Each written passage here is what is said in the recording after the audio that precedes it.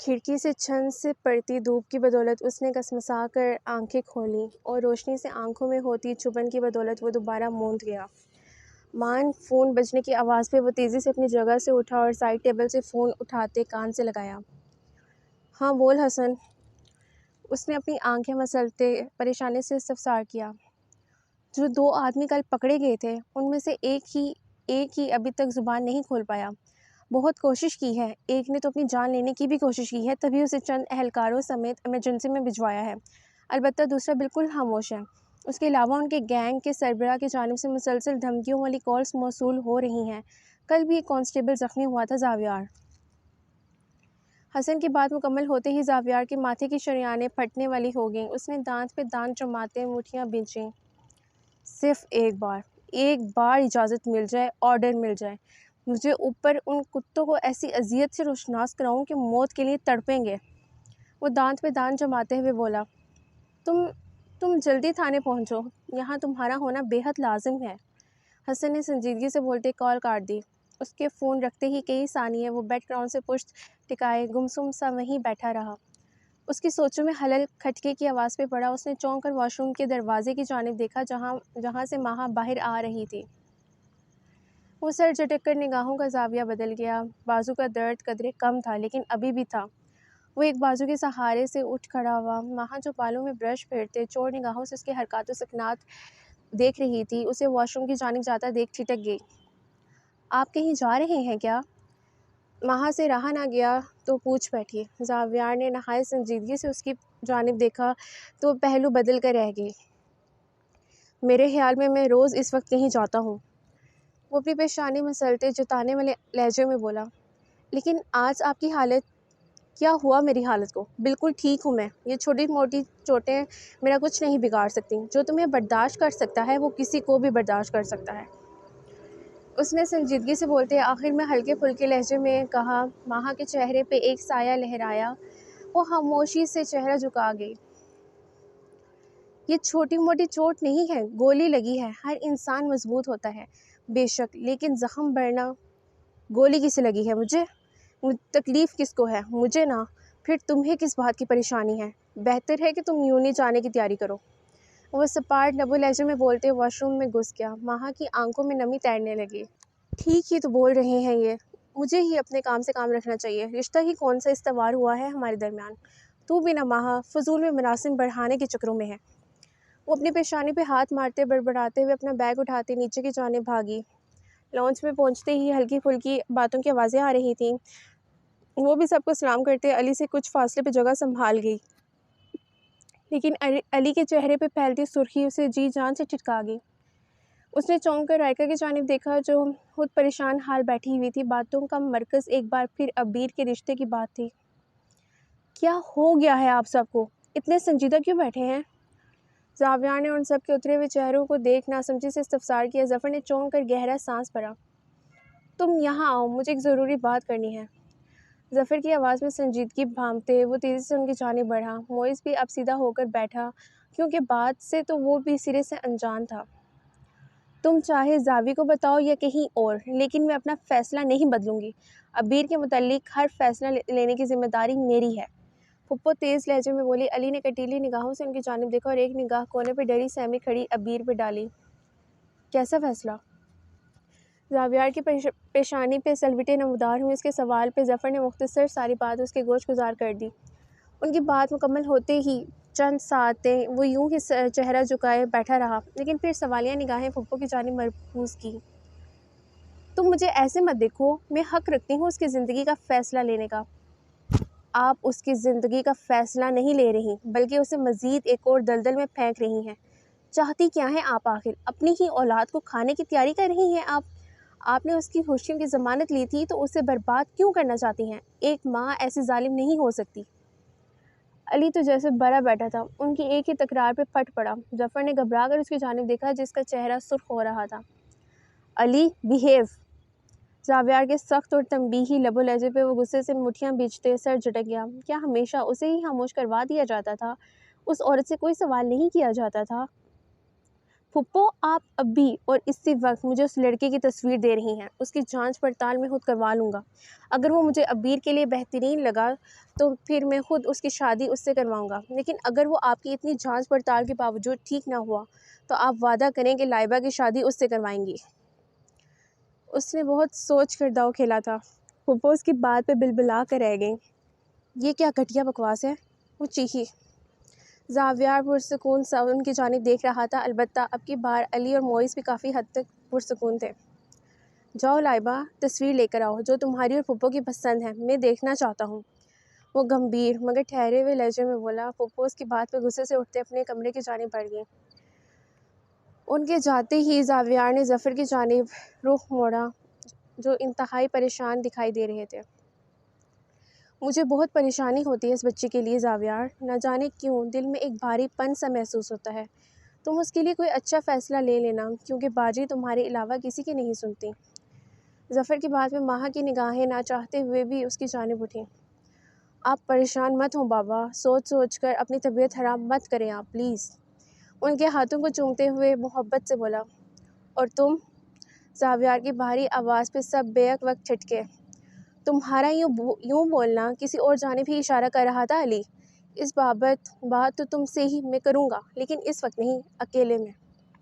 اسے دیکھتے سختی سے بولا۔ علی اس کی نگاہوں سے حائف سا ہو گیا۔ انہی سب باتوں کے دوران وہ سب اٹھتے ناشتے کی میز کی جانب بڑھے تو ماہا بھی خاموشی سے کچن میں چلی گئی۔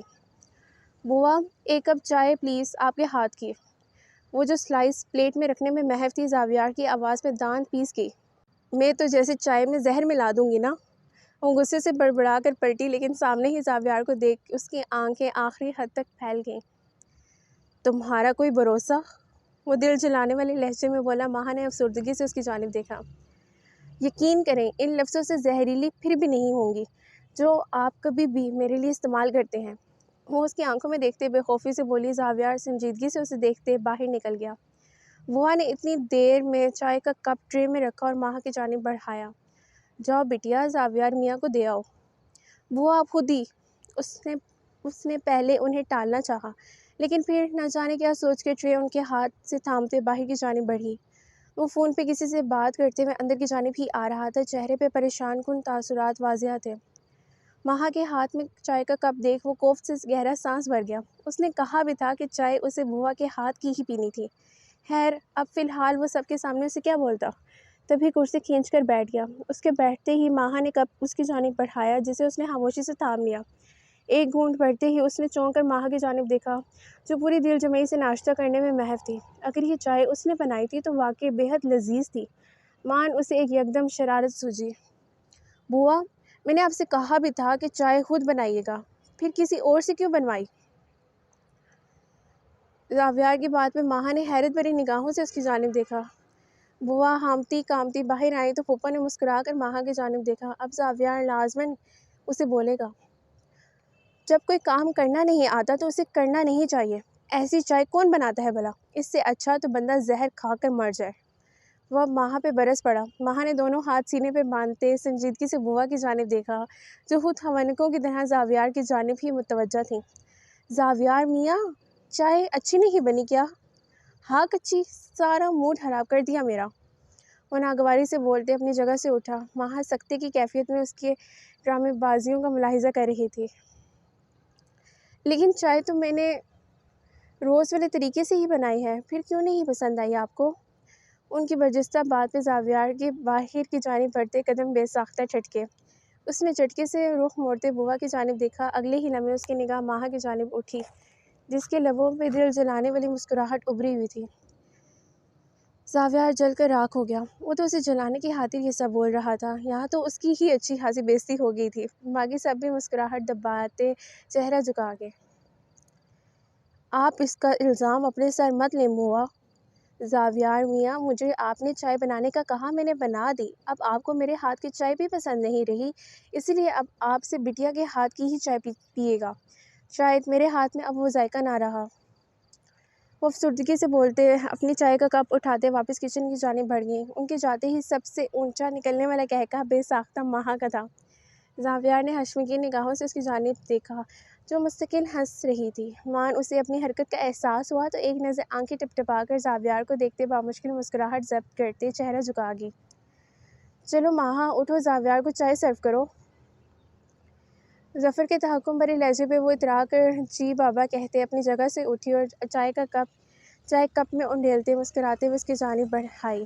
زاویار نے کینہ تو اس نگاہوں سے اس کی جانب دیکھا جو اب ہنستے ہوئے ہال کی جانب بڑھ رہی تھی تاکہ اپنا بیگ لا سکے۔ آج رائکا نے یونٹ سے آف کیا تھا، تبھی زاویار کے ساتھ جانے والی تھی وہ۔ لائبہ وہ تصویر لا کر دو۔ زاویار نے براہ راست اسے مخاطب کیا تو وہ غصے سے دندناتے ہوئے کمرے کی جانب بڑھ گئی۔ میں نے کہا ہے زاویار کہ میں اسے اچھے سے جانتی ہوں۔ جب آپ اسے اچھے سے جانتی ہیں تو پریشان کیوں ہو رہی ہیں پھپھو؟ یقیناً وہ بہت اچھا ہوگا، کوئی بات نہیں، ہم بھی تھوڑی بہت اس کی اچھائی دیکھ لیتے ہیں، اس میں کوئی مذائقہ نہیں ہے۔ اس نے قریب آتی لائبہ کے ہاتھ سے کھینچنے والے انداز میں تصویر لی اور ایک نگاہ تصویر میں موجود شخص پہ ڈالتے اس کے چہرے کے عضلات تن گئے۔ اس نے نہایت سنجیدگی سے پھپھو کی جانب دیکھا تو وہ پہلو بدل کر رہ گئی۔ وہ ٹھنڈی آہ بڑھتے عبیر کی جانب متوجہ ہوا۔ اس بات کو لے کر پریشان ہونے کی بالکل ضرورت نہیں ہے آپ کو، جب تک میں سر پہ موجود ہوں کوئی آپ کا کچھ نہیں بگاڑ سکتا۔ وہ عبیر کے سر پہ ہاتھ رکھتے ظفر کی جانب مڑا اور جھک کر ان کی پیشانی چومی۔ ظفر، معز اور علی اس کے چہرے کے بگڑے تاثر دیکھ چکے تھے، لیکن فی الوقت انہوں نے کسی بھی بات کو اکھیڑنے کو ترجیح نہ دی۔ اگلے 5 منٹ میں وہ دونوں سب کو الوداعی کلمات کہتے باہر کی جانب بڑھ گئے۔ ڈرائیونگ کے دوران بھی مسلسل اس کے ذہن میں اس آدمی کی تصویر گھوم رہی تھی۔ وہ عمر میں اتنا بڑا تھا اور پھپھو کو اس 17 سالہ لڑکی کے لیے وہ بالکل ٹھیک لگا تھا۔ انہوں نے 21 سالہ لائبہ کو چھوڑ کر عبیر کو ہی کیوں چنا؟ یہ بات اسے ازحد پریشان کر رہی تھی۔ وہ ایک ہاتھ سے پیشانی مسلتے زخمی بازو کی مدد سے ڈرائیو کر رہا تھا۔ مان کسی کے ہنسنے کی آواز پہ اس کی سوچوں کا تسلسل ٹوٹا۔ اس نے چونک کر دائیں جانب دیکھا لیکن وہاں ہنستی ماہا کو دیکھ اس کے وجود میں غصے کے ابال اٹھنے لگے۔ کیا بدتمیزی ہے، کیوں ہنس رہی ہو؟ وہ دھیمے لہجے میں گھرایا۔ ماہا کی ہنسی کو بروقت بریک لگے لیکن اگلے ہی لمحے اس کے سرخ پڑتے چہرے کو دیکھ ایک بار اس کی ہنسی کا پھوہارا چھوٹ گیا۔ ماہا دیکھو، بالکل خاموش ہو جاؤ ورنہ مجھ سے پورا کوئی نہیں ہوگا۔ کیوں ہنس رہی ہو پاگل لڑکی؟ ہنستے ہنستے اس کے آنکھوں سے پانی نکل آیا جسے اس نے انگلی کی پوروں سے صاف کرتے گہرا سانس پڑا تھا تاکہ ہنسی قابو میں آ سکے۔ اوکے سوری، وہ دراصل مجھے کسی بے وقوف کی حرکت یاد آ گئی تھی۔ وہ دھیما سا مسکرا کر بولی۔ زاویار کے تن بدن میں آگ لگ گئی۔ اس کے مطابق وہ اس کی غیر والی حرکت پہ ہنس رہی تھی تو وہ اسے ہی بے وقوف بول رہی تھی۔ اس نے دانت پہ دانت جمایا۔ تم مجھے بے وقوف بول رہی ہو؟ وہ پھاڑ کھانے والے انداز میں بولا۔ ارے میری کیا مجال جو میں اپنے مزاجی خدا کو بے وقوف کہوں؟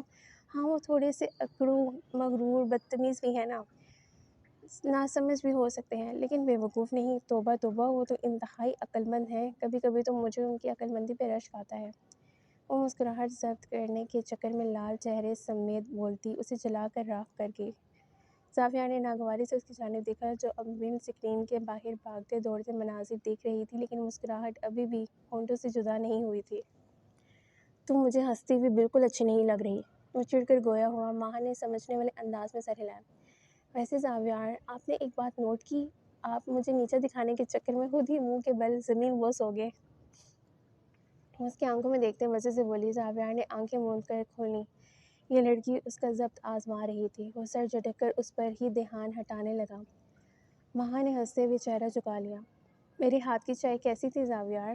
اس کے لہجے میں ایسا کچھ تھا کہ زاویار نے ایک جھٹکے سے گاڑی کو بریک لگاتے حشمگین نگاہوں سے اس کی جانب دیکھا جو مسکراتے ہوئے اسی کی جانب متوجہ تھی۔ ارے ایسے مت دیکھیں، بتائیں نا، وہ آنکھیں ٹپٹپا کر معصومیت بھرے لہجے میں دل فریبی سموئے بولی۔ دیکھو ماہا، میرے ساتھ زیادہ اوور سمارٹ بننے کی ضرورت۔ اوور سمارٹ کے ساتھ اوور سمارٹ تھوڑی نہ بننا چاہتا ہے، یہ تو بس چائے کا پوچھا ہے۔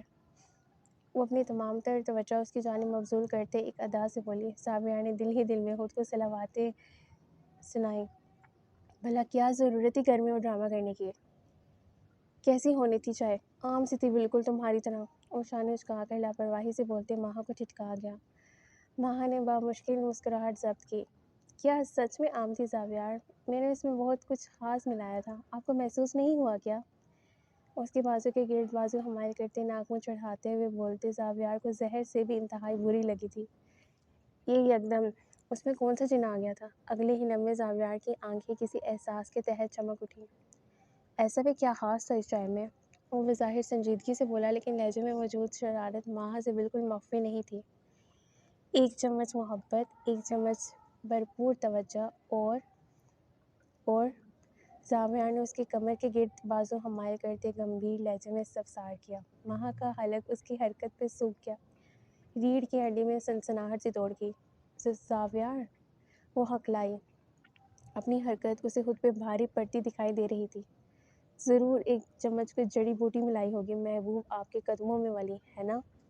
اس کی انگلیوں کی نرمی کو محسوس کرتے گہرے لہجے میں بولا۔ ماہا نے تڑپ کر اس کی جانب دیکھا۔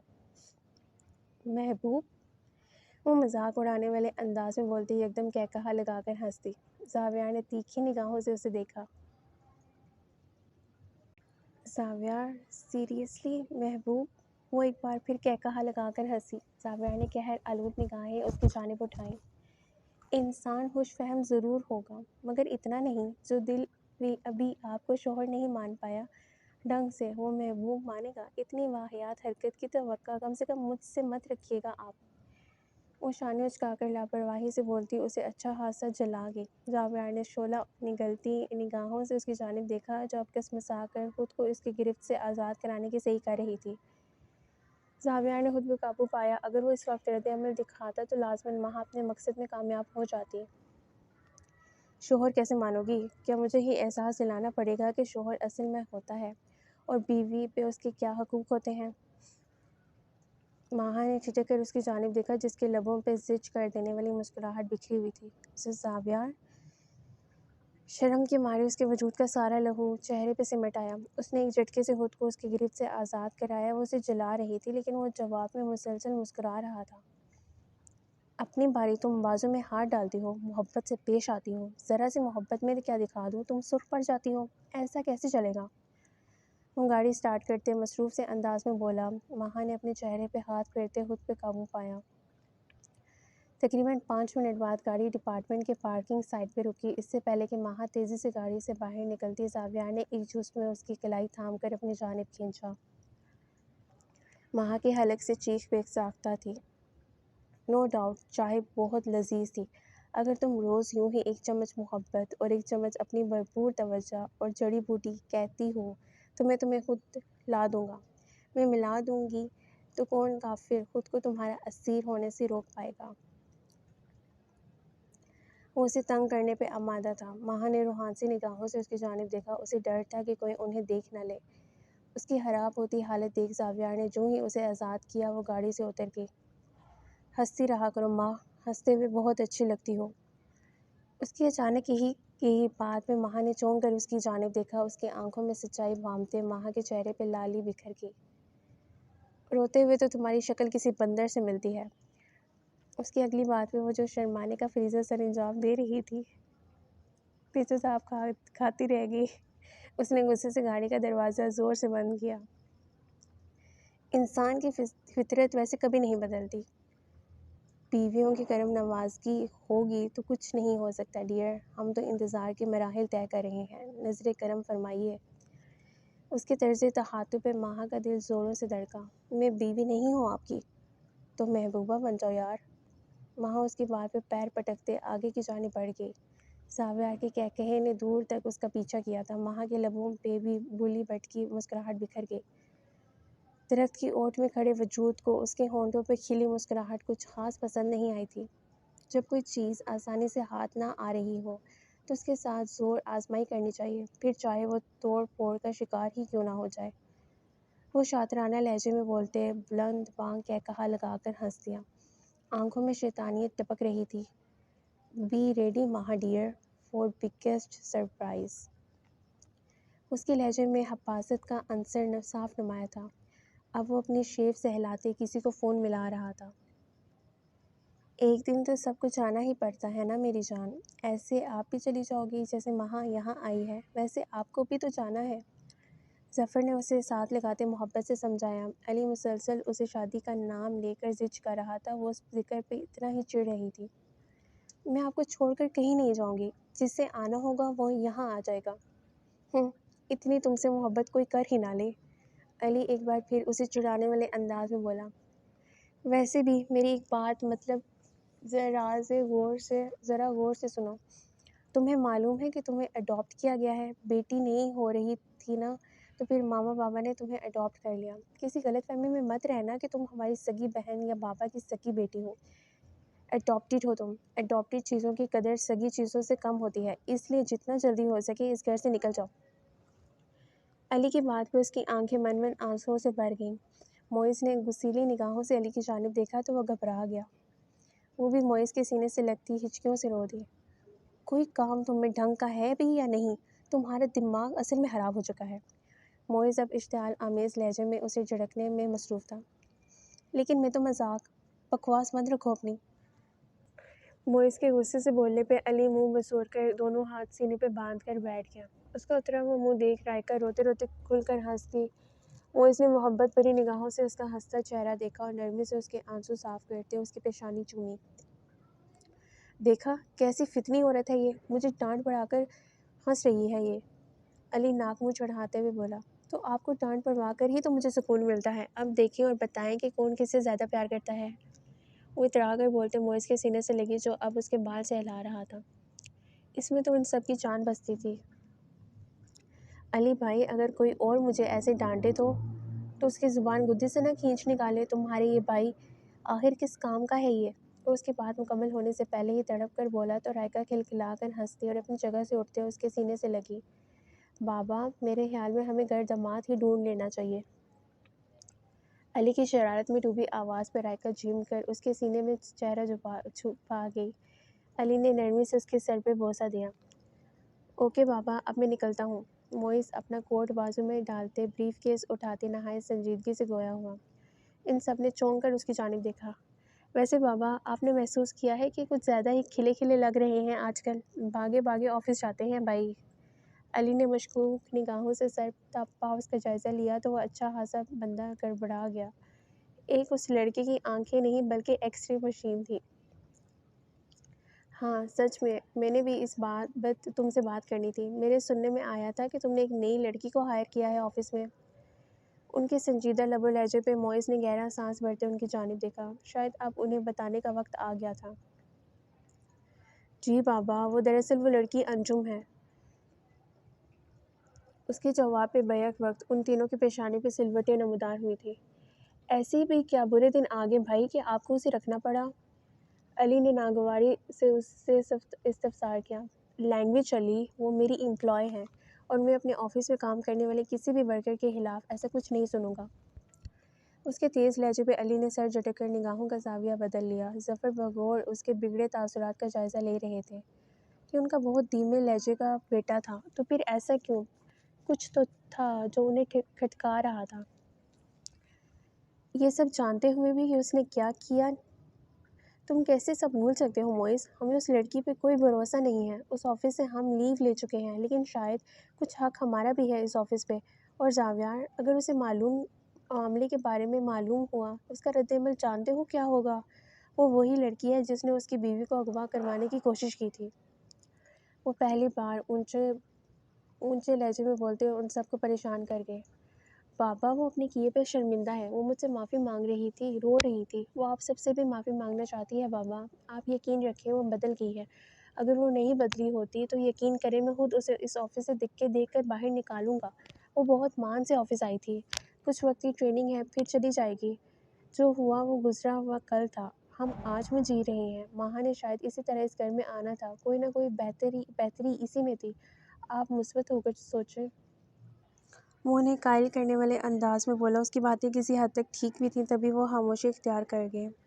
آئی ایم سوری علی، وہ میں بس میرے خیال میں جس کی زندگی میں انجم نامی بدقسمتی آ جائے اس کے گھر والوں کو اس رویے کے لیے تیار رہنا چاہیے۔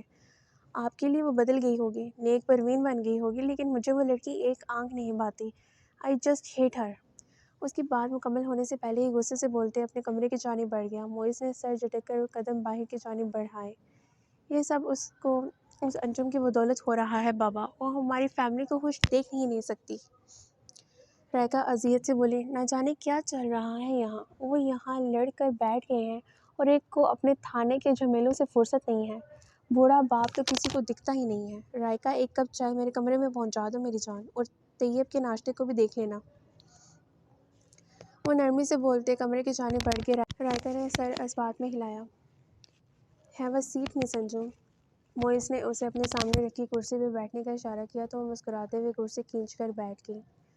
امید ہے کہ یہاں آپ کو کسی قسم کی پرابلم نہیں ہوگی، اور اگر ہوئی بھی تو آپ مجھ سے ڈسکس کر سکتی ہیں، میں ہمہ وقت پیش ہوں۔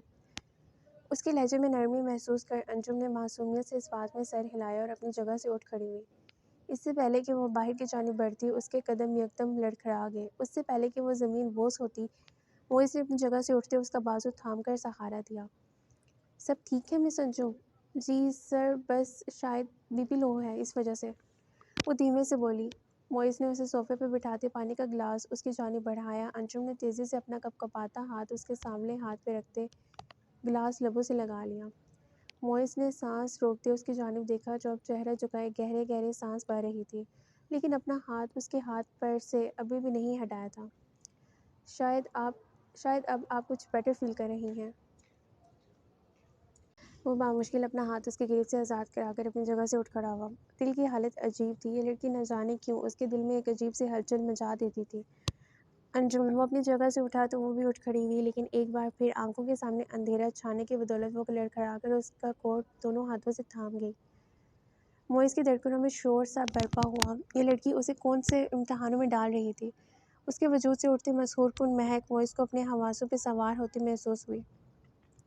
مس انجم، اس نے بھاری لہجے میں اسے پکارا تو انجم نے چونک کر اس کی سرخ ہوتی آنکھوں میں دیکھا۔ اس کے لب بھنچے ہوئے تھے۔ آئی ایم سوری سر، اس نے معذرت خواہانہ لہجے میں بولتے اس کا کوٹ چھوڑ دیا۔ میرے خیال میں آج آپ کو آنا نہیں چاہیے تھا۔ خیر، اب آپ آ گئی ہیں تو یہاں تھوڑا ریسٹ کر لیں۔ اس نے نزدیک رکھے صوفے کی جانب اشارہ کیا تو وہ بنا کسی تردد کے اس بات میں سر ہلاتے وہاں جگہ سنبھال گئی۔ اس کا دوپٹے سے بے نیاز وجود موئز کی ماتھے کی رگیں ابھر کر نمایاں ہو گئیں۔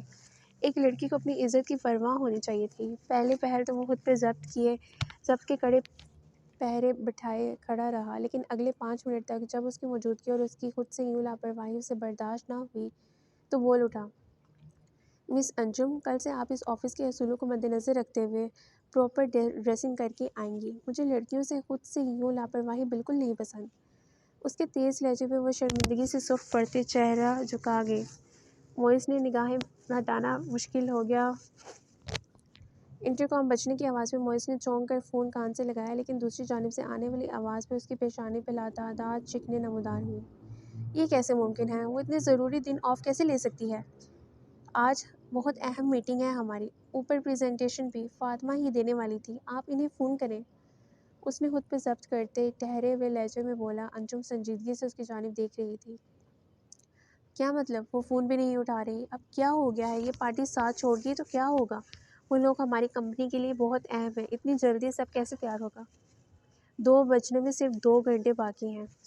وہ اپنی پیشانی مسلتے مسلسل آفس میں چکر کاٹ رہا تھا۔ انجم کی آنکھیں اس کی بات سن چمک اٹھیں۔ اس نے کچھ سوچ کر موئز کی جانب دیکھا۔ سر، اف یو ڈونٹ مائنڈ، میں آپ سے کچھ کہوں؟ انجم کی نرم آواز میں موئز نے چونک کر اس کی جانب دیکھا۔ میں ایک بار کوشش کر سکتی ہوں پریزنٹیشن دینے کی، آپ ایک بار مجھے سب تفصیل سے بتا دیں، میں ابھی سے تیاری شروع کرتی ہوں۔ امید ہے آپ بالکل مایوس نہیں ہوں گے۔ اس کے پر یقین لہجے پہ موئز نے کچھ سوچ کر اس بات میں سر ہلایا اور تیزی سے اپنا لیپ ٹاپ کھول کر بیٹھ گیا۔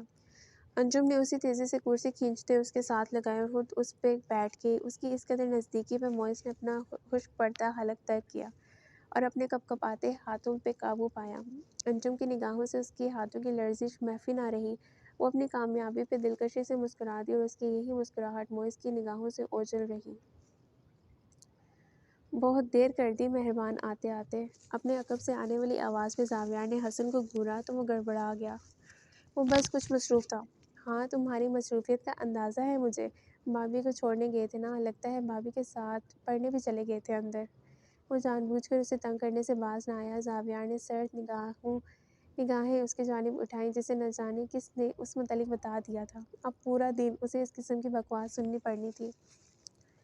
کس نے بکواس کی ہے تم سے اس قسم کی؟ وہ تیکھے لب و لہجے میں بولتے اپنا لیپ ٹاپ کھول کر بیٹھ گیا۔ آپ کے گھر کے سب سے چھوٹے سپوت، میرا مطلب علی ظفر نے ہے۔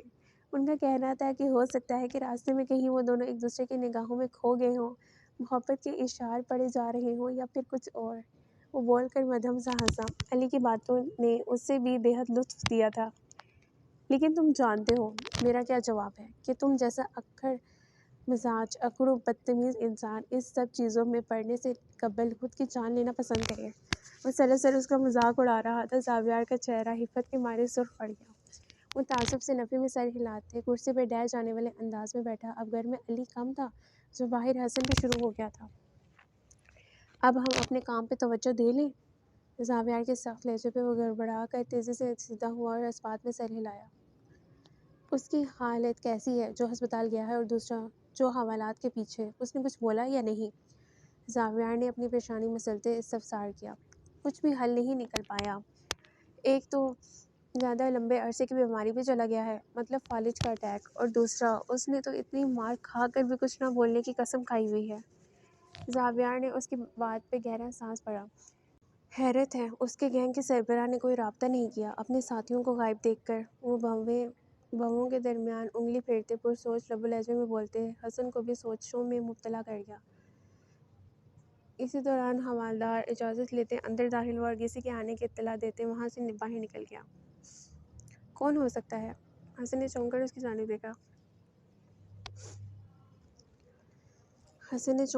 جانب دیکھا۔ جس کے چہرے پہ سوچ کی پرچھائیاں تھیں۔ وہ یکدم سیدھا ہو کر بیٹھا، چہرہ ازحد پتھریلا تھا۔ کچھ لمحوں کی توقف کے بعد وہ دو ہٹے کٹے نوجوان ہاتھوں میں بھاری بھرکم سوٹ کیس تھامے جو ہی اندر داخل ہوئے، زاویار اور حسن کا ماتھا ٹھنکا۔ ان دونوں نے بیک وقت ایک دوسرے کی جانب دیکھا اور اسبات میں سر ہلایا۔ تم مجھے تو پہچان نہیں پائے ہوگے ایس پی زاویار، لیکن ہم تم جیسے کو بہت اچھے سے پہچان گئے ہیں۔ وہ بریف کیس میز پہ رکھتے سکون سے کرسیوں پہ براجمان ہو گئے۔ زاویار کی پیشانی کی رگیں پھٹنے کے قریب تھیں، بنچی ہوئی مٹھیاں اس کے ضبط کے گواہ تھیں۔ حسن نے گہرا سانس بھرتے پلکیں جھپکائے اور مجھے پرسکون رہنے کا اشارہ کیا۔ تو جیسے کتوں کو کون نہیں پہچانتا؟ ہاں، نام کا تو معلوم نہیں، لیکن اتنا تو اندازہ ہو گیا ہے کہ تو بھی اسی گینگ سے تعلق رکھتا ہے۔ تبھی ڈنکے کی چوٹ پہ یہاں موجود ہے، لیکن میں بھی ایس پی زاویار ہوں، کوئی کھلونا نہیں جس نے جب چاہا تو کھیل لیا اس سے۔ وہ دھیمے لہجے میں گھرایا۔ ان دونوں آدمیوں کا بلنگ بھانگ کہا بے ساختہ تھا۔ تو ابھی نیا ہے، تبھی اتنا پاک صاف بن رہا ہے، لیکن پریشان مت ہو، یہاں کوئی نہیں دیکھ رہا۔ تیرے سے پہلے بھی بہت بکے ہیں۔ چل تیرے ساتھ ایک ڈیل کرتے ہیں، بچوں کو اغوا کر کے جو پیسہ ہمیں ملے گا اس کا 1/4 حصہ تیرا بھی۔ بول اب منظور ہے؟ زاویار نے لہو رنگ نگاہیں اس کی جانب اٹھائی جو کس قدر دھڑلے سے اس بات کا اعتراف کر رہا تھا۔ اس سے پہلے کہ وہ بپھرتے اپنی جگہ سے اٹھتا، حسن نے یکلخت اسے قابو کیا۔ ارے رک تو صحیح، یہ ہماری جانب سے نہیں، ہمارے باس کی جانب سے پیش کی گئی ڈیل ہے۔ انہوں نے ایک اور دھماکہ کیا۔ زاویار تھم سا گیا۔ باس؟ حسن کے لب بے آواز سرسرائے۔ ان دونوں کی آنکھوں کے پردے ذکی نامی شخص کی آنکھیں لہرائیں، مطلب یہ دونوں بھی اسی گینگ کا حصہ تھے۔ سربراہ تو کوئی اور ہی تھا جو ابھی بھی پردے کے پیچھے تھا۔ کون ہے تیرا باس؟ اس کتے کو بھی سامنے لاتے تاکہ منہ پہ بات ہوتی۔ پیٹھ پیچھے اپنے ساتھیوں کو بیچ کر وہ ڈرپوک باس تمہارا کیا ثابت کرنا چاہتا ہے؟ کہاں چھپا رکھا ہے اسے؟ اشتعال کے عالم میں گھرایا۔ تاکہ اگر تم لوگ ہمیں موت کے خانے پہ بھی لے جاؤ تو یہ سلسلہ نہ رکے، کیونکہ باس ہے نا، 2 کو مارو گے تو 10 مزید جا گریں گے، مگر یہ سلسلہ جو 5 سالوں سے چلتا آ رہا ہے وہ ختم نہیں ہوگا۔ وہ مسلسل ان کی سماعتوں میں سور پھونک رہا تھا۔ زاویار کی آنکھوں کے سامنے باقاعدہ اندھیرا سا چھایا۔ یہ لے 10 کروڑ، بڑی چنگی رقم ہے۔ کب تک بیٹھ کر کھاتا رہے گا، وہ بھی مفت میں؟ تجھے بھی علم نہیں ہے اس بات کا؟ چھوڑ یہ کرسی اور گھر بیٹھ کر آرام کر، ان سب خدمتوں میں کچھ نہیں رکھا۔ سرکاری ملازم بن کر کتنا تو کما لے گا؟ زاویار کی آنکھیں جلنے لگیں۔ وہ کاٹدار نگاہیں اسی پہ جمائے کھڑا تھا۔ میں چاہوں تو تجھے ابھی اور اسی وقت یہ 10 کروڑ دینے کے جرم میں حوالات کے پیچھے کر سکتا ہوں، لیکن نہیں، ابھی نہیں۔ اندر تو تم اسی وقت جاؤ گے جب تمہارا مالک، تمہارا سربراہ تمہارے آگے آگے ہوگا۔ تم تو نہ سمجھ ہو، معصوم ہو جو اپنے بے داغ باس کے حکم پہ مجھے یہ نذرانہ پیش کرنے آئے ہو، لیکن میں بے ایمان اور ڈرپوک نہیں جو اتنے پیسوں میں اپنے ایمان بیچ ڈالوں۔ زاویار بہت سکون سے اپنی کرسی پہ پشت ٹکائے اسے جھلاتے اس پہ براجمان تھا۔ وہ دونوں تیزی سے اپنی جگہ سے اٹھ کھڑے ہوئے اور تیزی سے سیاہ رنگ کا نوٹوں سے بھرا سوٹ کیس زاویار کے آگے کھول کر رکھ دیا، جو کہ ان کے مطابق اس کی بہادری کا تحفہ تھا، لیکن وہ ان کی ساری چالاکیاں سمجھ رہا تھا جو اسے رشوت دے کر بے ایمان کرنے کی پوری تیاریوں میں تھے۔ جاؤ اسے واپس لے جاؤ، اور میری ایک بات کان کھول کر سن لو، اپنے باس کو بول دینا کہ وہ پولیس آفیسرز اور ہوں گے جو اتنا پیسہ دیکھ کر رال ٹپکاتے ہیں اور سیکنڈوں میں بک جاتے ہیں، لیکن میں ان میں سے نہیں جو تجھ جیسے بزدل کی غلامی کروں اور سر تسلیم ہم کروں۔ زاویار اپنی کرسی چھوڑ اٹھ کھڑا ہوا۔ اس کے چہرے پہ غصے کی لالی تھی، آنکھوں میں ایک طرح کا عزم بڑھ چڑھ کر بول رہا تھا۔ ان آدمیوں کا اب غصے سے برا حال تھا۔ وہ تو سمجھے تھے کہ یہ معمولی سا افسر ان کے پیسوں کے آگے بک جائے گا اور اس کیس کو ہمیشہ کی طرح بند کر دیا جائے گا، لیکن وہ یہ بات فراموش کر بیٹھے تھے کہ پانچوں انگلیاں برابر بالکل نہیں ہوتی۔ اور ایک اور بات سن۔ وہ جو اپنا سوٹ کیس بند کرتے باہر کی جانب بڑھ رہے تھے، زاویار کے تیز لہجے میں تھمے اور مڑ کر اسے دیکھا۔ اپنے باس کے کفن کے لیے سنبھال کر رکھو یہ پیسے۔ وہ کیا ہے نا کہ اسے دفنانے کو جگہ نہیں ملے گی، پھر ہو سکتا ہے کہ کروڑوں میں قیمت دینی پڑے۔ اس کے لیے ہر چیز کا انتظام کر لو، کیونکہ اب اس کا پالا ایس ایس پی زاویار ظفر سے پڑا ہے۔ اگر اس کی موت کے بعد بھی پیسوں میں کمی بیشی ہو تو مجھ سے مانگ لینا، میں بہت دریا دل ہوں۔ وہ دل جلانے والے لہجے میں بولا۔ حسن اس کی بات سن دلکشی سے مسکرایا۔ زاویار اپنی جگہ سے اٹھتے اس نے ان کی جانب دیکھا اور اس کے سوٹ کیس پہ نرمی سے ہاتھ پھیرا تھا۔ ان آدمیوں نے ٹھٹک کر اس کی جانب دیکھا جو اب دلکشی سے مسکرا رہا تھا۔ آؤٹ! اگلے ہی لمحے وہ درشتے سے دھاڑا۔ وہ دونوں تیزی سے باہر کی جانب بھاگے۔ ان کے جاتے ہی زاویار تیزی سے حسن کی جانب مڑا اور کرسی پہ بیٹھتے اپنا لیپ ٹاپ آن کیا۔ اسی لمحے اس کی نگاہ میز پہ رکھے ایک خاکی لفافے پہ پڑی۔ اس نے چونک کر وہ لفافہ اٹھاتے کھولا تو اندر سے ایک کاغذ نکلا۔ زاویار نے اسے کھولتے جوں ہی پڑھنا شروع کیا، اس کے ماتھے کی رگیں پھٹنے والی ہو گئیں، آنکھوں میں بے تحاشا لہو اتر آیا۔ مجھے ایسے لگا تھا کہ تجھے اپنی فیملی کی جان اور عزت بہت پیاری ہوگی، خاص طور پر اپنی حسین بیوی کی، لیکن چلو تیری مرضی تھی انسپکٹر۔ واسطے ایک راز کی بات بتاؤں، مجھے بچوں کے ساتھ ساتھ حسین لڑکیاں بھی اپنی جانب متوجہ کرتی ہیں۔ اس کے ساتھ ہی نیچے ذکی لکھا ہوا تھا۔ زاویار کا ذہن اس کی بکواس پڑھ کر سائیں سائیں کرنے لگا۔ اس کی اڑی اڑی رنگت دیکھ حسن نے اس کے ہاتھ سے وہ کاغذ پڑھ کر جوں ہی پڑھا، اس کی حالت بھی مختلف نہ تھی۔ بھابی یوں نہیں ہے زاویار، حسن نے ہوش میں لوٹتے بے چینی سے استفسار کیا، لیکن اس کی نگاہیں تو جیسے ایک جگہ ہی ٹھہر گئی تھیں۔ حسن نے اس کے شانے پہ ہاتھ رکھتے اسے ہوش دلایا۔ تم جاؤ یونی سے بھابی کو پک کرو اور یہ لیپ ٹاپ کا کام مجھ پہ چھوڑ دو، میں باقی سنبھال لوں گا۔ تمہیں اب نکلنا ہوگا کیونکہ وہ اب تمہیں کمزور کرنے کے لیے تمہاری فیملی کو ٹارگٹ کرے گا تاکہ تم اپنے قدم اس کیس سے پیچھے کر لے لو۔ اٹھو زاویار، جاؤ۔ حسن نے غصے سے اسے باہر کی طرف دھکیلا۔ اگلے ہی لمحے وہ بغیر کسی کی پرواہ کیے باہر کی جانب بھاگا اور گاڑی نکالتے سیدھا یونی کی جانب دوڑائی۔ سارا راستہ اس کا ذہن بے لگام سوچوں میں ہی الجھا رہا تھا۔ اس نے اپنی پیشانی مسلتے ڈیش بورڈ سے فون اٹھا کر ماہا کا نمبر ڈائل کیا، لیکن دوسری جانب سے کوئی فون نہیں اٹھا رہا تھا۔ پریشانی کے عالم میں اس نے آدھے گھنٹے کا سفر 15 منٹ میں طے کرتے گاڑی جوں ہی اس کے ڈپارٹمنٹ کے باہر روکی، اس نے ایک بار پھر فون کان سے لگایا، لیکن ایک بار پھر ناکام رہ گیا۔ گارڈ سے ملاقات کرتے وہ ایچ او ڈی سے ملنے کی خاطر تیزی سے ڈپارٹمنٹ کے اندر کی جانب بڑھا۔ اس دوران مسلسل وہ ماہا کو فون بھی ٹرائی کر رہا تھا۔ میری وجہ سے اس کی ذات کو کوئی نقصان نہیں پہنچنا چاہیے، وہ پھیکے پڑتے چہرے سمیت بڑبڑایا۔ اس سے قبل کہ وہ ایچ او ڈی کے آفس میں گھستا، اس کی نگاہیں سامنے دکھائی دیتے منظر کو دیکھ جم سی گئیں۔ وہ بے یقینی کی کیفیت میں سامنے دیکھ رہا تھا جہاں ماہا کسی لڑکی سے مسکراتے ہوئے کوئی بات کرنے میں محو تھی۔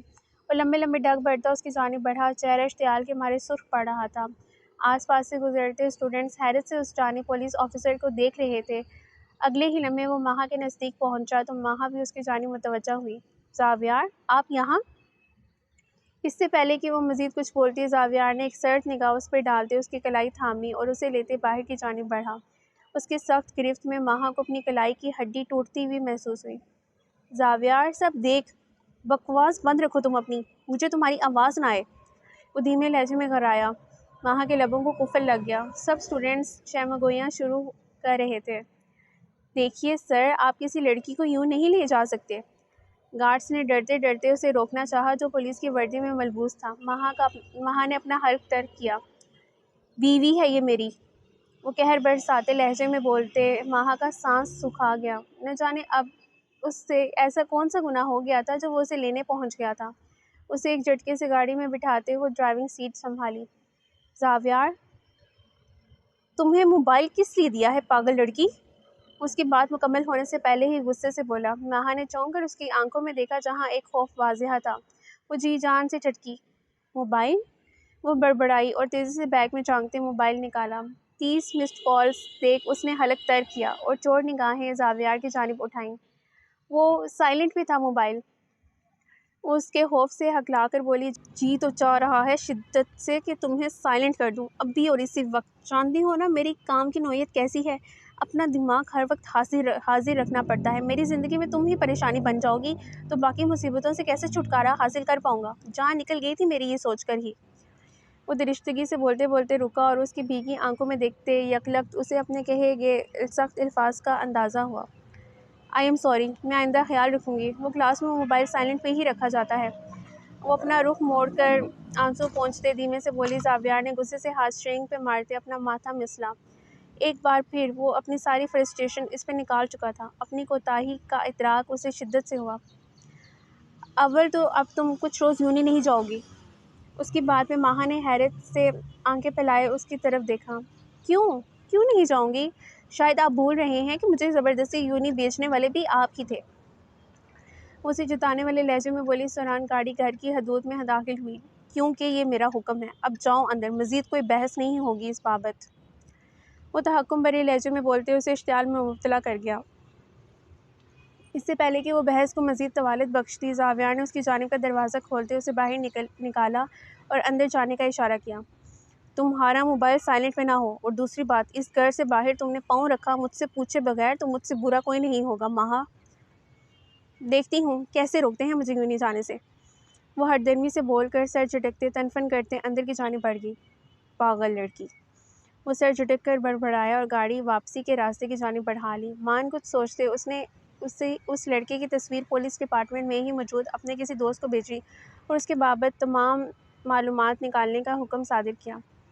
آخر کون ہے یہ ذکی؟ وہ اپنا سر ہاتھوں میں گراتے تھکے تھکے لہجے میں بولا۔ اس بات پہ تو اسے یقین تھا کہ وہ اسے کہیں نہ کہیں دیکھ ضرور چکا ہے، لیکن کہاں؟ یہ بات چاہ کر بھی اس کے ذہن میں نہیں آ رہی تھی۔ آپ مجھ سے ناراض ہیں کیا؟ علی جو لیپ ٹاپ پہ کام کرنے میں محو تھا، نزدیک سے ابھرنے والی دھیمی آواز پہ چونک کر اس کی جانب دیکھا، جہاں عبیر کھڑی دونوں ہاتھوں کی انگلیوں کو آپس میں بے دردی سے مسل رہی تھی۔ ہاں، میں ناراض ہوں تم سے، علی نے بھی بغیر کسی تردد کے جواب دیا۔ اس دوران وہ دوبارہ نگاہیں لیپ ٹاپ پہ مرکوز کر چکا تھا۔ عبیر کی جان پہ بن آئی۔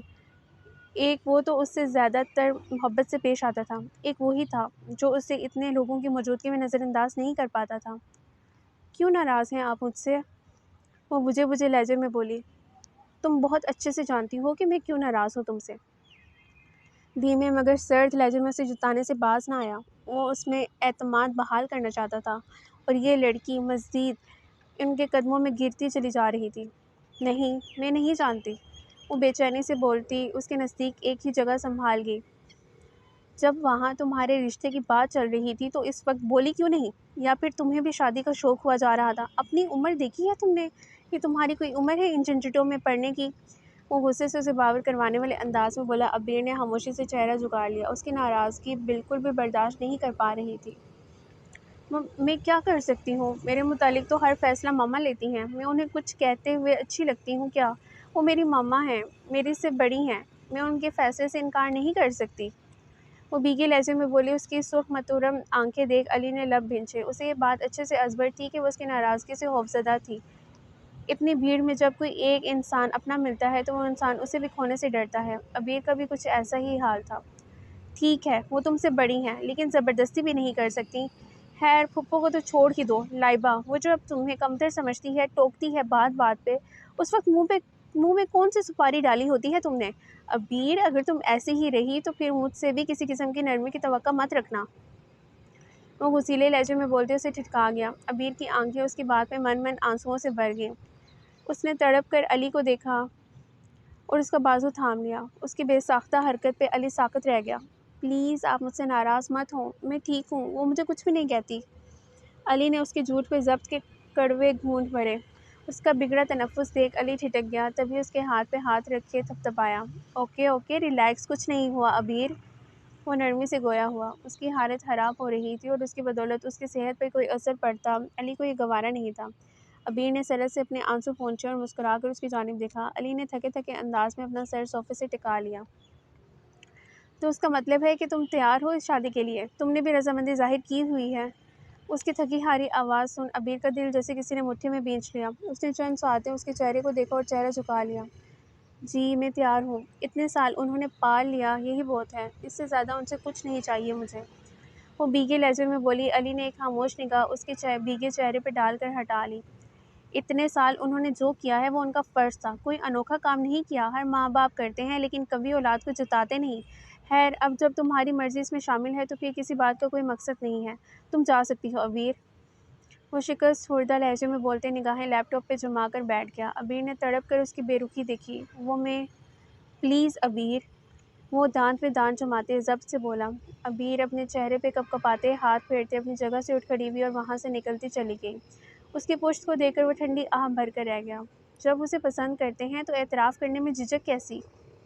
ماہا کی دھیمی آواز پہ علی کے چہرے پہ ایک سایہ سا لہرایا۔ اس نے گھڑی کی جانب دیکھا، ابھی اس کے لوٹنے کا وقت تو نہیں ہوا تھا، پھر اتنا جلدی وہ کیسے لوٹ آئی؟ پسند؟ اور میں عبیر کو؟ کیا ہو گیا ہے بامی ماں؟ بس عجیب سا افسوس ہوتا ہے اسے دیکھ کر، شاید ہمدردی۔ محبت کو ہمدردی کا نام دینے والے بزدل کہلاتے ہیں علی بھائی۔ آپ اپنی محبت کی ہی توہین کر رہے ہیں۔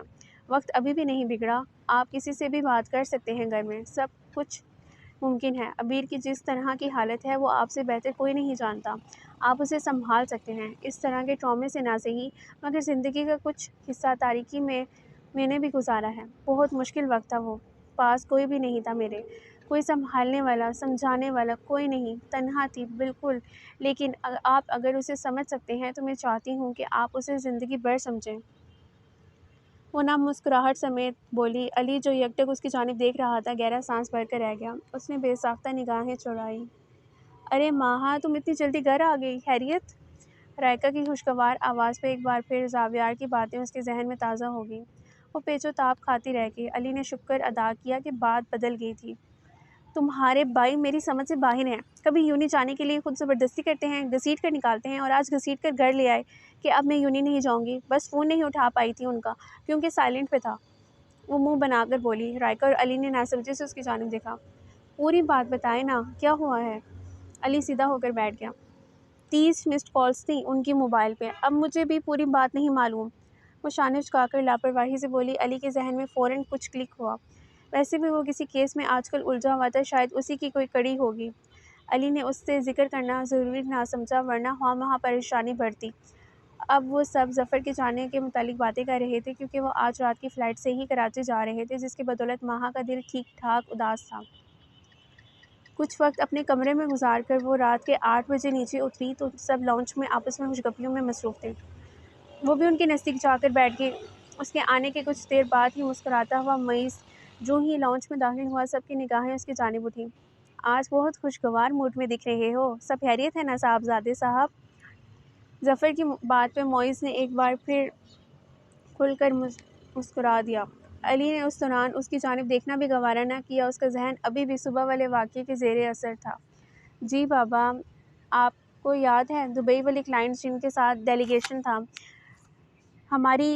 ہم اس میں کامیاب ہو گئے بابا۔ میں آج بہت خوش ہوں کیونکہ میرے لیے میری لائف کی سب سے بڑی اچیومنٹ ہے۔ اس کا لہجہ کھنکھناتا تھا۔ علی بھی اس بار اسے نظر انداز نہ کر پایا کیونکہ اس کے چہرے پہ پھیلی مسکراہٹ سچی تھی۔ ظفر اب اسے گلے سے لگا کر مبارکباد دے رہے تھے۔ اس سے پہلے کہ علی بھی اپنی جگہ سے اٹھ کر اسے مبارکباد دیتا، معیز کی اگلی بات پہ علی کے مسکراتے لب فوراً سے پہلے سمٹ گئے۔ اور یہ سب آپ جانتے ہیں کس کی بدولت ممکن ہوا؟ صرف انجم کی بدولت، جس نے پریزنٹیشن دینی تھی۔ وہ آج لیو پہ تھی، جس کی بدولت جلد بازی میں اس نے پریزنٹیشن کرنے کی ٹھانی اور کامیابی ہمارا مقدر ٹھہری۔ معیز مسکراتے لہجے میں بولا۔ ماہا کا ذہن اس کی اس بات پہ سائیں سائیں کرنے لگا۔ اس نے بے یقینی کی کیفیت میں رائکا کی جانب دیکھا تو وہ نگاہیں چرا گئی۔ انجم؟ کیا مطلب؟ ماہا اپنی لرزتی انگلیوں کو آپس میں پیوست کرتے بولی۔ علی اپنے وجود میں اٹھتے ابال کو دباتے واپس صوفے پہ ٹک گیا۔ اس کی حرکت کو معیز نے شدت سے محسوس کیا تھا۔ آپ کو کسی نے بتایا نہیں ہوگا ماہا، مگر انجم اب ایک امپلائی کی حیثیت سے میرے آفس میں اپنی خدمات سر انجام دے رہی ہے۔ علی تم مبارکباد نہیں دو گے؟ وہ ماہا کو جواب دیتے علی کی جانب متوجہ ہوا۔ علی اس کی بات پہ تمسخر سے مسکرایا۔ اپنی جیت کا تمغہ آپ جسے پہنا رہے ہیں نا، اسی سے موصول کریں مبارکباد۔ اصل میں یہ ڈیلنگ پہلے بھی آپ کے نام ہی ہونی تھی، مگر اس نے ایک اچھی سی پریزنٹیشن دے دی ہوگی جو مقابل پارٹی کو اچھی لگی ہوگی، اور اس کے بعد آپ کے سالوں کی محبت، دن رات کا جاگنا سب رائیگاں چلا گیا، کیونکہ آپ کو تو اپنی معصومیت داؤ پہ لگانے کا بہت شوق ہے نا۔ میں آپ کو ایک بار پھر بول رہا ہوں معیز بھائی کہ وہ لڑکی ٹھیک نہیں ہے، وہ لڑکی ٹھیک نہیں ہے، وہ آپ کو اس مقام پر لا کر مارے گی جہاں پانی بھی نہیں ملے گا۔ وہ غصے سے سرخ ہوتے چیخا۔ اگلے ہی لمحے اپنے منہ پہ پڑنے والے زناٹے دار تھپڑ کی بدولت وہ بری طرح لڑکھڑایا۔ معیز نے تیزی سے زاویار کو سنبھالا جو طیش کے عالم میں اسے گور رہا تھا۔ علی حالی حالی نگاہوں سے زاویار کو دیکھ رہا تھا۔ تمہیں یہی تربیت دی ہے کہ بڑوں سے یوں بات کرو؟ تم کس طرح مخاطب ہو تم معیز سے؟ آج تک اس گھر میں ایسا کچھ نہیں ہوا، تو پھر آج کیوں؟ وہ گرجا۔ علی نے شکوہ کناں نگاہیں اس کی جانب اٹھائیں۔ ماہا جو انجم کے خلاف کچھ بولنے والی تھی، اس کے خوف سے سہمتے حلق تر کر گئی اور خاموشی سے قدم پیچھے کی جانب لے لیے۔ اسے اپنی سوچیں سچ محسوس ہوئیں، مطلب وہ انجم کے خلاف کوئی بھی بات سن کر بھڑک اٹھا تھا۔ بدگمانی عروج پہ تھی۔ بھائی ریلیکس، کچھ نہیں ہوا۔ معیز نے نرمی سے زاویار کو سنبھالنا چاہا۔ ظفر افسوس سے ان تینوں بھائیوں کو ایک دوسرے کے مقابل دیکھ رہے تھے۔ ابھی وہ آفس تک آئی ہے اور اس کا کالا سایہ ہم بھائیوں پہ بھی پڑ گیا ہے۔ بہت جلد وہ اس گھر میں آئے گی اور اس کے بعد جو ہوگا نا، وہ یقیناً آپ میں سے کسی سے بھی نہیں دیکھا جائے گا۔ ختم کر دے گی وہ سب ختم۔ وہ ٹھنڈے ٹھار لہجے میں انہیں حقیقت سے روشناس کراتے مضبوط قدم اٹھاتے وہاں سے نکلتا چلا گیا۔ اس کے جاتے ہی زاویار نے غصے سے اپنے ہاتھ کو بھینچا جو اس نے علی پہ اٹھایا تھا۔ اس کے منظر سے غائب ہوتے ہی وہ معیز کی جانب اٹھا۔ اور یہ علی کیا بول رہا تھا؟ کس کو رکھا ہے تم نے آفس میں؟ وہ سرد مہری سے ایک ایک لفظ چبا کر بولا۔ بھائی وہ انجم، لیکن آپ پریشان مت ہو، وہ بدل گئی ہے کافی حد تک، میں نے اسے پرکھا ہے، شاید وہ ایک نئی شروعات چاہتی ہے۔ معیز نے اسے سمجھانا چاہا۔ زاویار تمسخر سے ہنس دیا۔ بہت خوب معیز، بہت اچھے جا رہے ہو تم۔ وہ تلخی سے بولتے سر جھٹک گیا۔ خیر فی الحال باجی کے آنے سے قبل اس بات کو دفع کرو، ان کی آمد پہ بات مزید بگڑے گی۔ جاؤ معیز، فریش ہو جاؤ، تم بھی جاؤ زاویار، اب کھانے کی میز پہ ہی ملاقات ہوتی ہے۔ وہ تحکم بھرے لہجے میں بولے۔ کسی نے بھی ان کی بات پہ کوئی بحث نہ کی اور خاموشی سے کمروں کی جانب بڑھ گئے۔ ماہا اور رائکا کچن کی جانب چل دیں اور ظفر نے اپنی توجہ صوفے پہ بیٹھے طیب کی جانب مبذول کرا لی۔ تقریباً آدھے گھنٹے بعد وہ تازہ دم ہوئے کھانے کی میز پہ موجود تھے۔ علی کا چہرہ بالکل سپاٹ تھا۔ اس کی یہی اچھی عادت تھی کہ چاہے ناراضگی اس کی کسی سے بھی ہو، وہ باقی کاموں سے منہ نہیں موڑتا تھا۔ بیٹھو ماہا آپ بھی۔ ظفر کی نرم آواز پہ وہ اس بات میں سر ہلاتے کرسی کی جانب بڑھی۔ ارے یہی رہنے دیتے، کھانے کے دوران کسی چیز کی ضرورت محسوس ہوئی تو۔ زاویار نے سختی سے لب آپس میں پیوست کرتے ناگواری سے ان کی جانب دیکھا اور چمچ واپس پلیٹ میں پٹک دیا۔ تو کیا ہوا پھپھو، لائبہ قریب ہی بیٹھی ہے، کسی چیز کی ضرورت پڑی تو ہم لائبہ سے بول دیں گے، آخر کو وہ بھی اس گھر کی فرد ہے ایک۔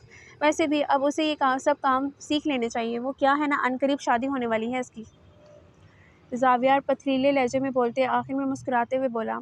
سب نے ٹھٹک کر اس کی جانب دیکھا۔ لائبہ کا نوالہ حلق میں ہی اڑ گیا۔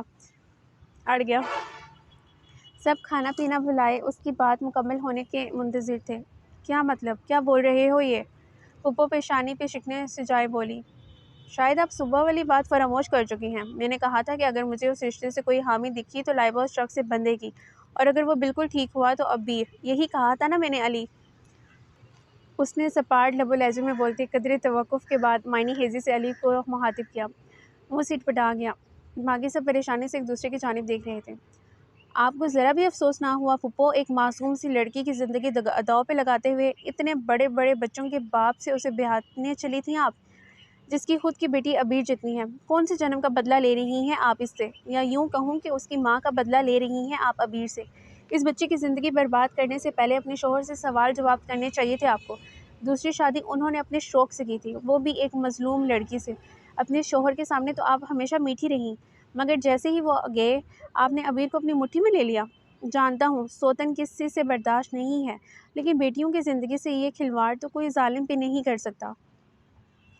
وہ دبے دبے لہجے میں گھرایا۔ صبح سے سوچ سوچ کر اس کے ماتھے کی شریانیں پھٹنے کے قریب تھیں، تبھی وہ جو بھرا ہوا تھا پھٹ پڑا۔ علی اور معیز نے فقط چہرے سمیت زاویار کی جانب دیکھا۔ مطلب ابیر ان کی سوتیلی بیٹی تھی اور وہ اس سب سے بے خبر تھے۔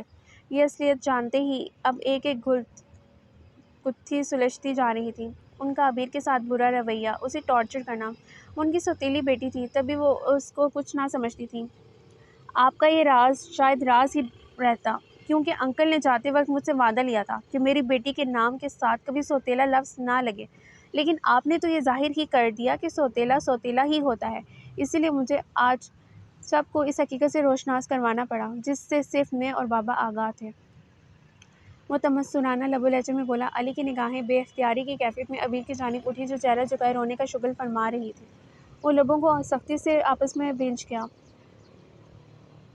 اسی لیے اب میں نے سوچا ہے کہ عبیر کی جگہ لائبہ کی شادی وہاں ہوگی تاکہ آپ کو بیٹی کی قدر و قیمت کا اندازہ ہو سکے۔ وہ میری بیٹی ہے، تم کون ہوتے ہو یہ فیصلہ کرنے والے؟ پپو چلائیں۔ زاویار نے پرسکون سے انداز میں ان کی جانب دیکھا۔ آپ جانتی ہیں پپو، میں ظلم کرنے کے جرم میں آپ کو بھی جیل کی ہوا کھلوا سکتا ہوں، کیونکہ میرا کام ہی یہی ہے۔ اتنے سال آپ نے اس معصوم جان پہ ظلم و ستم ڈھائے جو کم تو بالکل نہیں تھے، اس کی سزا بھی تو ابھی بھیانک ہو سکتی ہے۔ میں آپ کو آخری بار وارن کر رہا ہوں پپو کہ اپنے قدم پیچھے لے لیں، ورنہ مجھے آپ کو جیل لے جاتے ہوئے کوئی شرمندگی نہیں ہوگی۔ ایک اور بات بابا، اب عبیر کا نکاح میں خود کرواؤں گا اور بہت جلد کرواؤں گا، کیونکہ جو بھی وہ سرپرست ابھی بھی پپو ہی ہیں اس کی، یہ نہ ہو کہ دوبارہ اس حق کا استعمال کریں گے۔ وہ ٹھیک ٹھاک سے انداز میں ان کی طبیعت صاف کرتے کرتے کرسی کھینچ کر اپنی جگہ سے اٹھا اور آخر میں ظفر سے مخاطب ہوا۔ پپو اس کی باتوں پہ ساکت رہ گئیں۔ لائبہ کی اڑی اڑی رنگت دیکھ عبیر کو خوف سا محسوس ہوا، مگر وہ حلق تر کرتے چہرہ جھکا گئی۔ علی کا ذہن زاویار کی آخری بات سن سائیں کرنے لگا۔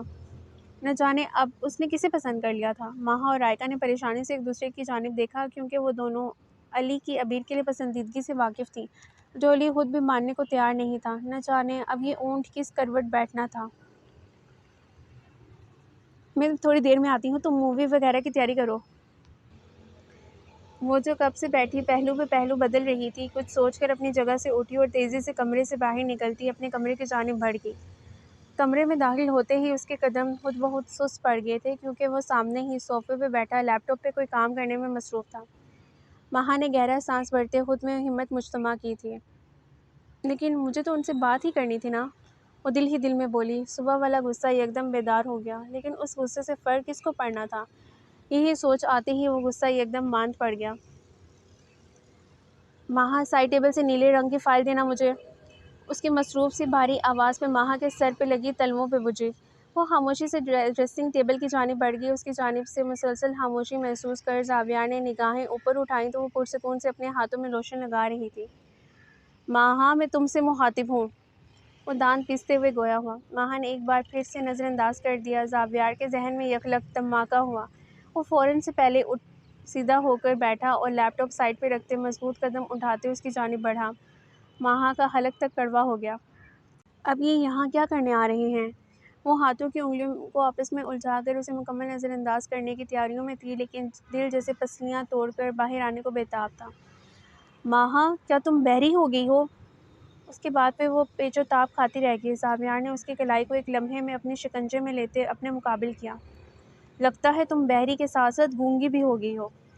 اس کے بعد پہ ماہا نے کٹیلی نگاہیں اس کی جانب اٹھائیں۔ اس سے پہلے کہ وہ اس کی ایک جانب سے باہر نکلتی، زاویار نے اس کی گردن کے گرد دونوں بازو حمائل کیے۔ ڈونٹ ٹچ می مسٹر زاویار، ہاتھ مت لگائیے مجھے، کھلونا نہیں ہوں میں جس کے ساتھ جب جی چاہا نرمی سے پیش آ لیا اور جب جی بھر گیا کسی کوڑے کے ڈھیر کی مانند قدموں میں رون دیا۔ بولتے بولتے نہ چاہتے ہوئے بھی اس کا لہجہ بھرا گیا۔ وہ تیزی سے آنسو پی گئی۔ دیکھو ماہا، میں نے جو بھی کیا وہ تمہاری بہتری۔ میری بہتری کی فکر آپ کو کیوں ہونے لگی؟ وہ اس کے سینے پہ ہاتھ مارتے غصے سے بولی۔ میری بہتری نہیں، آپ کی بہتری ہے اس میں بھی، آپ کا سکون ہے، میرا نہیں، میں جانتی ہوں، کیونکہ میری ذات کبھی کسی کے لیے اتنی اہمیت کی حامل نہ رہی کہ ساری دنیا کو چھوڑ کر وہ میری بہتری کے لیے سوچے۔ I am useless, nothing for all of you, just useless. وہ اسے خود سے دور دھکیلتے بھیگے لہجے میں بولی۔ زاویار کی پیشانی پہ شکنیں نمودار ہوئیں۔ اس نے چہرہ جھکاتے خود پہ ضبط کیا۔ میری بہتری تم سے منسلک ہے اور تمہاری میرے سے منسلک ہے، کیونکہ تم مجھ سے منسلک ہو۔ وہ اس کے دونوں بازوؤں کو اپنے شکنجے میں لیتے کاٹدار لہجے میں بولا۔ ماہا کے لبوں سے ایک سسکی نکلی۔ مجھے ہاتھ مت لگائیں پلیز۔ ہاتھ نہیں لگا سکتا، منہ تو لگا سکتا ہوں نا۔ اگلے ہی لمحے اس کا لہجہ اور انداز بدل گیا۔ ماہا اسے دیکھ کر رہ گئی۔ زیادہ پھیلنے کی ضرورت اس اگلے ہی لمحے اپنی کنپٹی پہ اس کا لمس محسوس کر ماہا سانس روک گئی۔ I am sorry. اس کے سماعتوں میں زاویار کی دھیمی سی سرگوشی گونجی۔ نہ چاہتے ہوئے بھی اس کے لبوں پہ ایک بھولی بھٹکی مسکراہٹ نمودار ہوئی، جسے وہ اس کی نظر میں آنے سے پہلے ہی سمیٹ گئی۔ علی بھائی ٹھیک کہتے ہیں، ہم چاہے تو ان کے غصے کو لائن پہ لا سکتے ہیں، وہ دل ہی دل میں بولی۔ زاویار گہری نگاہوں سے اس کے چہرے پہ پھیلتے رنگوں کو تک رہا تھا۔ یہ جو دل ہی دل میں تم بولتی ہو نا، خوب سمجھتا ہوں میں۔ اگر آپ سمجھتے ہوتے تو مجھے دل میں بولنے کی ضرورت ہی کیا ہوتی؟ اس کی بات کے جواب میں دو بدو بولتے بہت گہری بات کر گئی تھی۔ زاویار اسے دیکھ کر رہ گیا اور نفی میں سر ہلاتے فائل لیتے واپس صوفے کی جانب بڑھ گیا۔ ماہا نے دل مضبوط کرتے قدم اس کی جانب بڑھائے۔ زاویار نے سوالیہ نگاہیں اس کی جانب اٹھائیں۔ وہ مجھے آپ سے کچھ کہنا تھا۔ ماہا نے مٹھیاں بھینچی اور یہ حرکت زاویار کی نگاہوں سے مخفی نہ رہی۔ عبیر کے لیے آپ نے کس کو پسند کیا ہے؟ وہ تیزی سے بول کر آنکھیں میچ گئی۔ زاویار نے سکون سے اس کے اڑے اڑے رنگ ملاحظہ کیے۔ انسان کو، وہ مصروف سے انداز میں بولا۔ ماہا ناک منہ چڑھا کر رہ گئی۔ کبھی جو یہ انسان سیدھے منہ جواب دے دے۔ دیکھیے، کسی سے اس کی محبت کو چھیننا بہت غلط بات ہے، آپ گناہ گار کہلائیں گے۔ جب نیکی کرنے کی ٹھانی ہی ہے تو پوری ٹھانے نا۔ وہ اسے ڈراوا دے رہی تھی یا سمجھا رہی تھی، زاویار سمجھ نہ سکا۔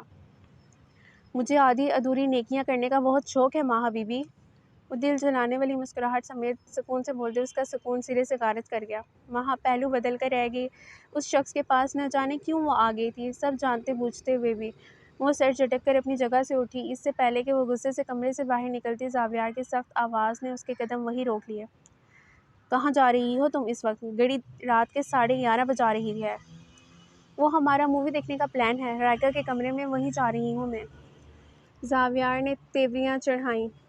چپ کر کے یہاں لیٹو، مجھے آدھی راتوں کو یہ حرکتیں کرنا بالکل پسند نہیں ہے۔ وہ سختی سے گویا ہوا۔ کیا پسند ہے پھر آپ نواب صاحب کو آدھی رات کے وقت؟